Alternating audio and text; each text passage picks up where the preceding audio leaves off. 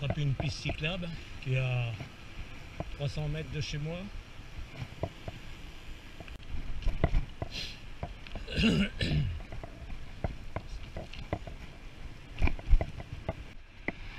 Donc là je suis sur la piste cyclable, hein, j'ai fait déjà 700 mètres. Et la partie du chemin se trouve un petit peu plus haut, peut-être 200 mètres par là. Voilà, là on est à l'endroit du chemin qui est à côté là, et qui emprunte le chemin pour les pèlerins de Saint-Jacques-de-Compostelle. Alors là on va prendre par là. Donc c'est un chemin, on va avoir à peu près 98% de chemin de terre. Alors à savoir que pour rejoindre la forêt, il y a à l'autre bout là-bas auquel bâtiment une piste cyclable, enfin une bande cyclable on va dire, qui est faite sur le trottoir. Alors le problème c'est que comme c'est fait sur un trottoir, il y a souvent des voitures de garées dessus. Alors il y a des voitures garées dessus, il y a des voitures qui se garent à côté de la bande cyclable, donc les portières, on ne sait pas trop si ça va s'ouvrir ou pas, et les sorties des maisons. Donc pour les enfants, il faut avoir des gamins qui savent se sortir. Bon allez hop, c'est parti. Bon, l'avantage c'est qu'on est tranquille. Là-bas il y a deux petits poneys et on n'est pas embêté par les voitures. Bon, c'est sûr que c'est un peu plus agréable l'été. Bon là c'est un peu humide, hein.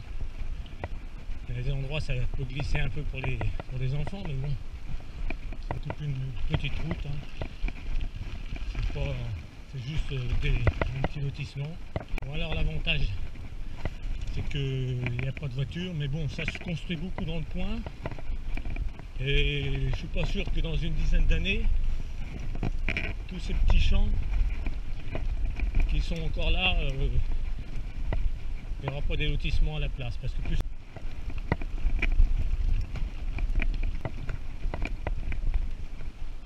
petite rue, une voie sans issue, hein. Il y a à peu près, on va dire 150 mètres à 200 mètres, c'est ce qui mène dans le lotissement.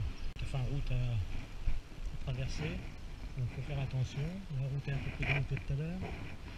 Et hop, on rattrape un petit peu de goudron là, sur des maisons, petit lotissement aussi. Puis voilà, donc là on rattrape le chemin, ce que je disais tout à l'heure, ça se construit beaucoup. Donc tous ces chemins, un jour ils seront goudronnés et tout ça, ce sera fini. Toujours penser à faire attention aux chiens, parce qu'on sait pas, des fois ils sont attachés. Voilà, donc là on va sortir du chemin. On prend la petite partie goudronnée, on va passer sur le trottoir à droite, donc là on traverse, un petit peu de goudron sur 200 mètres à peine, et on sera dans la forêt. Donc là on va tourner à droite et on est arrivé. Voilà, là nous sommes dans la forêt. Hop.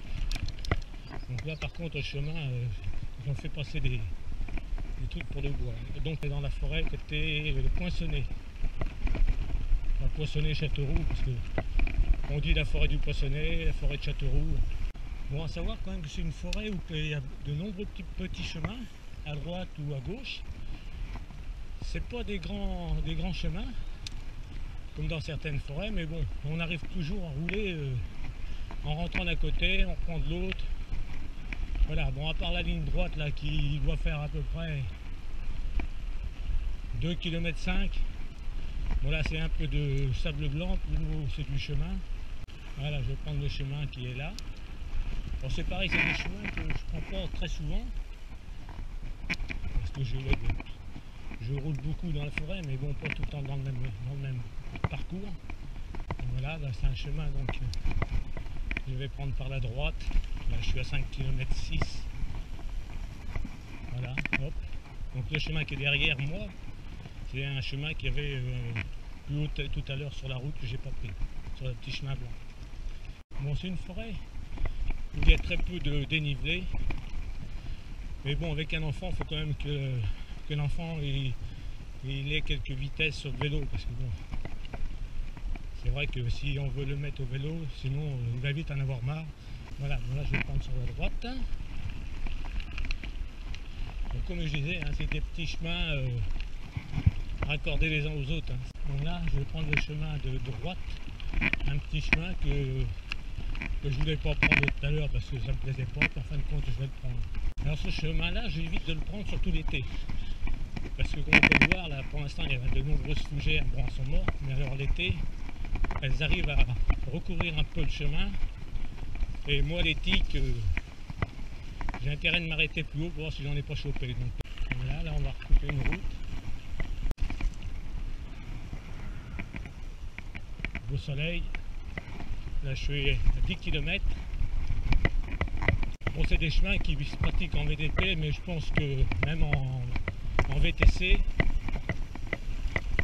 ça doit se faire aussi. Hein. C'est pas, les chemins sont pas méchants.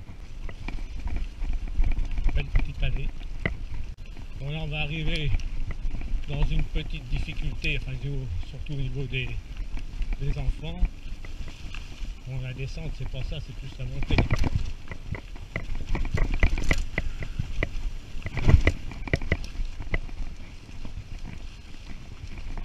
Bon, là on a une petite descente.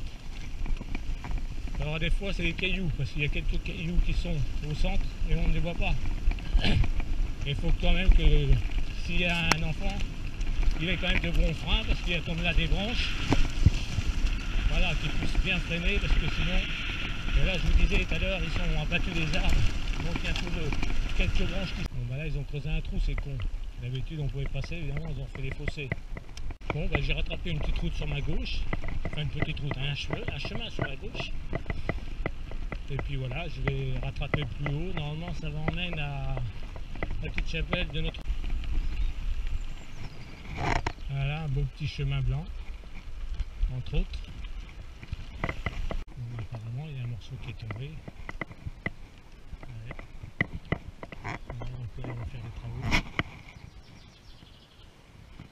Bon, là, on va couper la route. C'est la route de Durande. Donc, on était côté... En sortant du Poissonnet, on se trouvait donc côté droit de la forêt. Et là, on va passer de l'autre côté, donc on va aller voir un petit peu du côté forêt, côté gauche. Normalement, il y a un passage qui a été fait. J'espère que le chemin est toujours bien à peu près net, parce que là, comme ils ont coupé des arbres avec des branches, bah, les branches se prennent dans le dérailleur. On va essayer d'emmener ça sans casser le dérailleur. Oui, c'est le problème. Hop là. Bon, à savoir que le côté gauche de la forêt, c'est pareil que le côté droit. Hein. C'est pareil, c'est les petits chemins. Donc là, je vais prendre sur la gauche, donc il y a les promeneurs. Alors toutes ces routes qu'on voit là, ces petites routes, là, c'est des routes qui sont barrées, sont interdites aux voitures.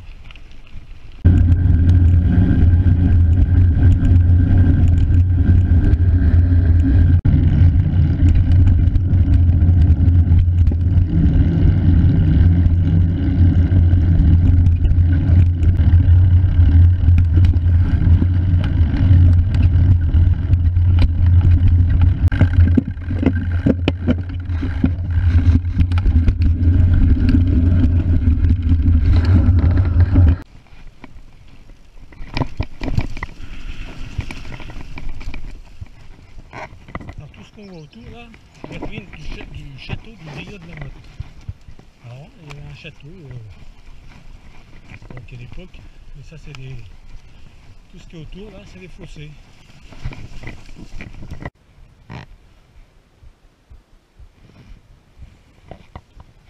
Alors là l'été c'est tout vert, il y a toute espèce d'herbe, ça ressemble à du muguet mais sans les fleurs, c'est tout vert, tout vert. Alors là sur la gauche on a un petit chemin et il y a certains petits trucs qui sont à... J'essaie de ne pas me planter la gueule parce que si elle s'enfonce, elle se lance dans le truc. Il y a des petits trucs à découvrir, c'est un chemin de on va dire découverte. Là on a un petit totem, ça ressemble à une tête de cerf avec les cornes. Et ça fait pas longtemps que ça y est ça parce que je l'avais jamais vu celui-là. Donc là il y a un autre truc. Hein, alors, la motte de terre et les racines soulevées par le chablis est appelée une galette, une tablette ou une palette. Alors là je dirais une galette. Mais la réponse elle est où? Je sais pas où quelle est la réponse.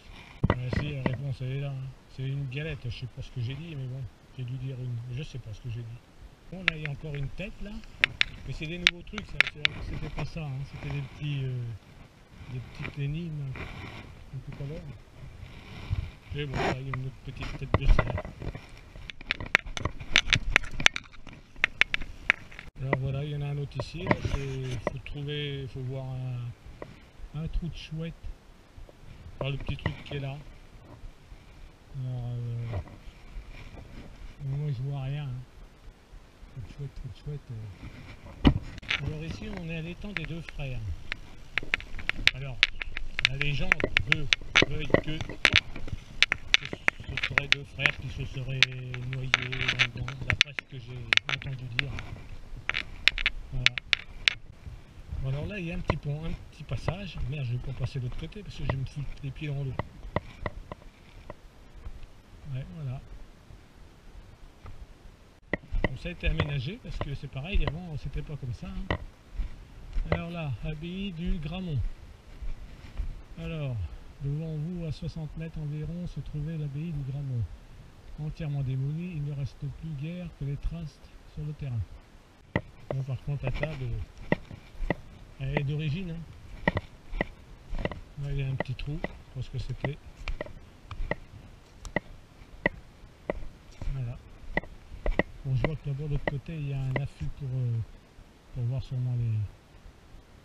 Bon, ben voilà, il reste plus qu'à retraverser.